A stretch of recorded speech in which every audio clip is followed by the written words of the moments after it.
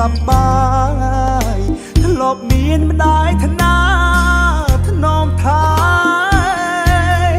តែពេលនេះ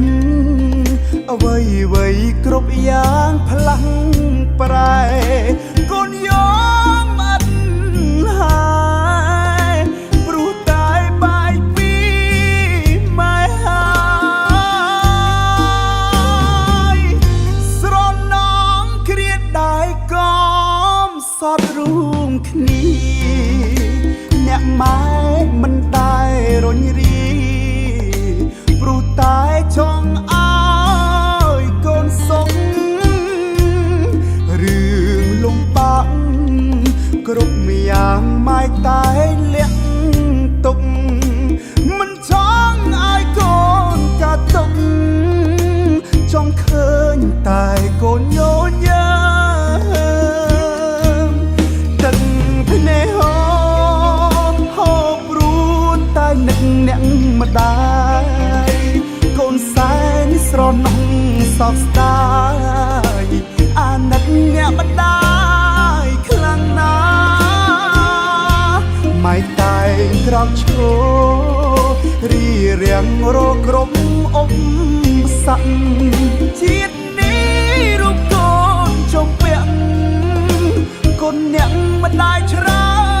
នពេកហើយបើសិនវេលាអា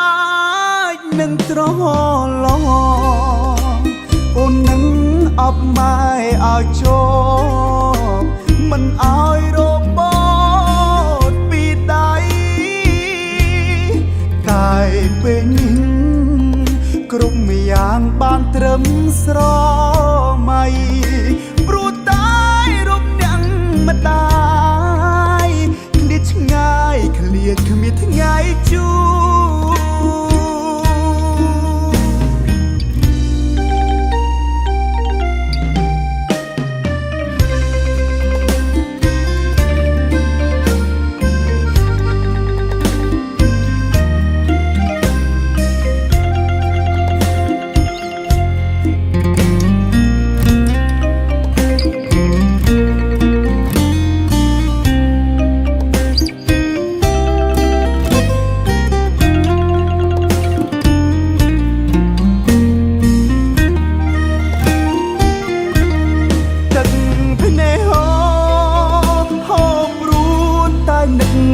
ម្ដា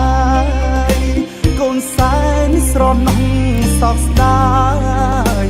អាណិតអ្នកម្ដាយខ្លាំងណាស់ម៉ែតែក្រោកឈររីរាំងរកគ្រប់អុំស័កជាតិនេះរូបកូនចុងពាក់កូនអ្នកម្ដាយច្រើនពេកហើយ